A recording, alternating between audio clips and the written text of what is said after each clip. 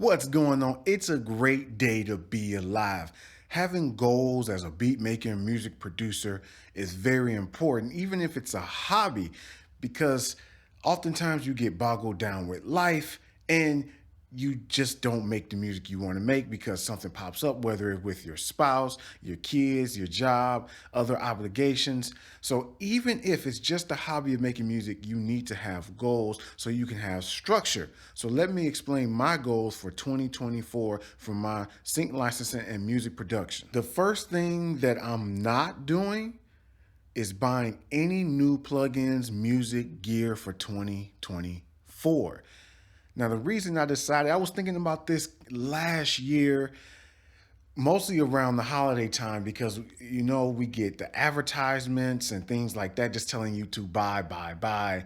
And I just been thinking, I have my old Motif keyboard and I have a whole bunch of plugins that I don't even really know what they do, whether it be effects plugins or it be software instruments plugins. The reason I want to do this is because there's probably some hidden stuff that I haven't been using that can actually make my music better. And I want to really dive into the plugins that I have so I can really learn sound design. I think that's a big thing that is lacking amongst the music producer space. I know people do sound design and I've seen videos about it, but a lot of people don't talk about it. One, because we probably don't know a lot about it, like really diving deep into sound design. So I want to be able to do that to help my own music creation and make my music better. Also, not buying things just saves money. There's always going to be something new and shiny that just keeps coming out. And for what I typically do, which is making sync licensing,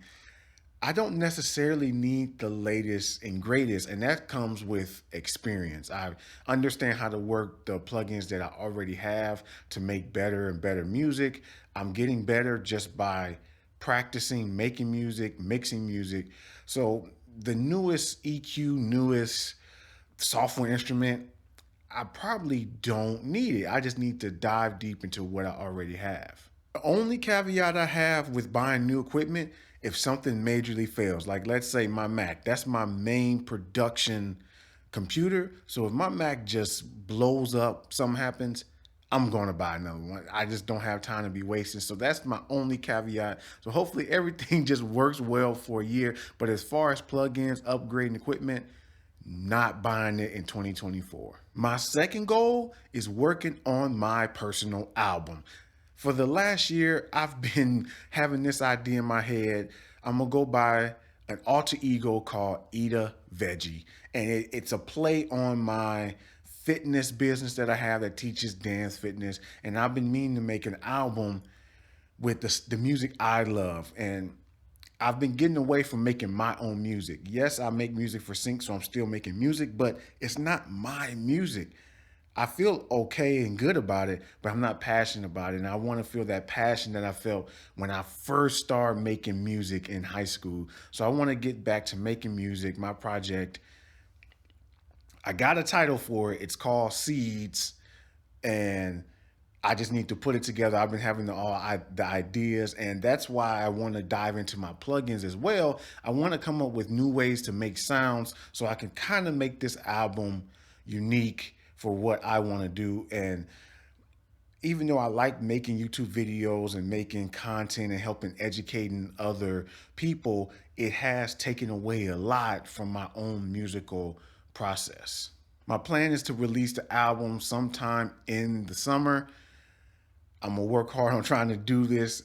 At least if I don't make summer, I need to get it done in 2024 because I really miss making music and doing stuff for myself, being selfish. The number 3 thing I'm doing for one of my goals, I'm learning how to DJ. I was thinking about this last year and I was doing a lot of research and I said, I want to get back to doing something that's kind of a hobby in music, right? When I first started making music, it was just a hobby. I wasn't thinking about how to market it, how to make money from it. So it was really fun.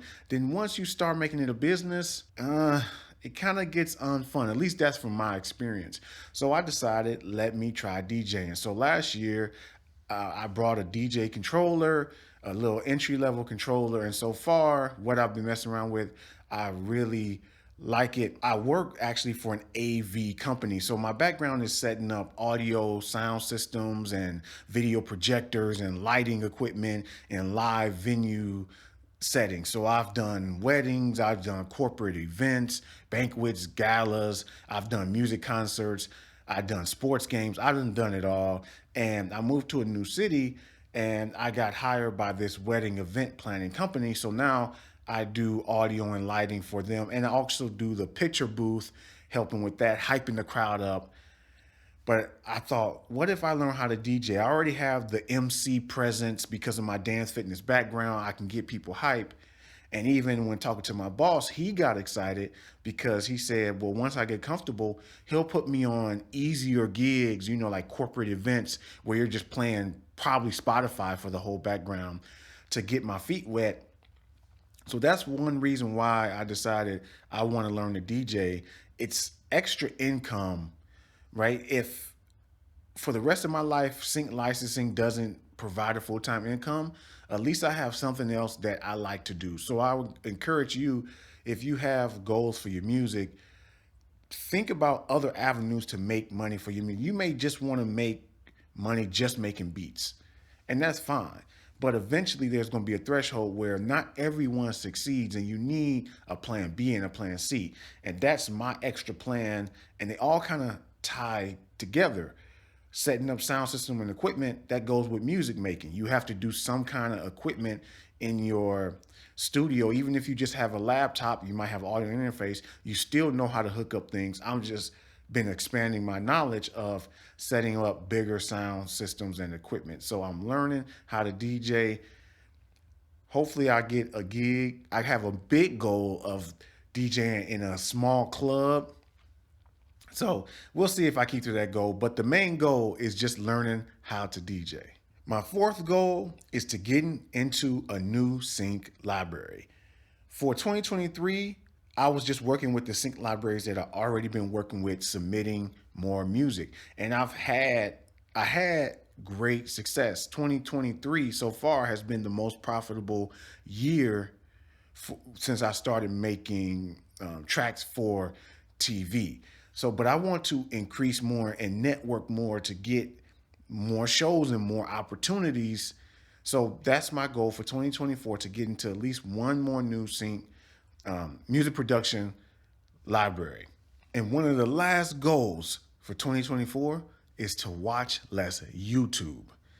I've already cut back a lot on my social media. I created the channels for TikTok, Facebook, Instagram for this channel, and I also have other social media for my dance fitness, but I've done given up on social media. I said I'm gonna focus on YouTube. Why? Because I like it the most. I understand you can be seen by a lot of different people, but what people don't tell you, there's a lot of people doing the same thing.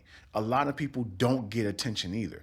So just because it may work for someone doesn't mean it's gonna work for you. So my goal is to stop watching less YouTube because I just watch too much. I just want to have it in the background sometimes, even if it's not related to music. I feel like the person is talking to me, right? Because sometimes I do feel alone. I'm just making music here. I'm just recording videos in isolation. And that's what it goes hand in hand with the networking. Meet more people, maybe have the opportunity to meet friends, because it is harder, I'm finding, as an adult, to meet people, one, who have the same kind of interests, and just friends in general. So watching less YouTube is going to help me focus on all my other goals of learning how to DJ better, getting into sync licensing libraries. It's going to help me make my own music for my own album. So I need to watch less because there's a whole bunch of videos about the next trick, the latest and greatest this, the latest and greatest that. But I believe it all comes down to practice. I remember when I first started making music in high school, the only people I had around me to influence me were the people in the class that I took in high school, called Recording Lab, where we got to make music. So I was not looking on tutorials. I was not on the TV. I was not searching how to do something. I just figured it out for myself. And that was, looking back, the greatest time of exploration for me and musically, because I just did whatever, right? I didn't even learn about EQ, compression until about 8 years after I started making beats. So think about it. I'm just making music and I don't even know what an EQ even means in the context of music. Now I do, right? So you think about, let's say you're a new person and you want to get into music making. You got you a laptop, you got a DAW. Now you're going to YouTube looking for how to use this DAW. Let's just say Logic, because that's what I use. They teach you the basics of how to use Logic, but on the sides of YouTube and other video suggestions, they say, here's a trick pro producers use. Here's some EQ settings to make your mixes pop. Now that stuff can be great and all, but as someone new, why do you need to know about EQ already? You don't even know how to barely make music, right? So I can see how easy it is to get caught up in the trap, and I still get caught up in the trap thinking some new secret, some new technique is going to help the music. And the main thing that helps the music is just making more music. I wasn't ready for sync licensing when I first started. It took me over 10 years of just making music to even come to the table to say my music is decent enough to even be accepted into a library. So it's going to take time. So hopefully I will cut back on watching YouTube so I don't get distracted and I can do my own personal goals. Let me know in the comments, what are your goals for 2024? Remember, no goal is too small, even if it's just picking your first DAW, making your first beat, selling your first beat, getting into a music production library, networking with some a music artist. Whatever it is, let me know what you're doing. I believe goals aren't the end all be all, but they get you in the wheels spinning so you can start the habit, so you can work towards your goals. And speaking of goals, if you need a way to schedule content, do things like that, and wonder how I prepare my videos to keep me on top of my goals, check out one of these videos.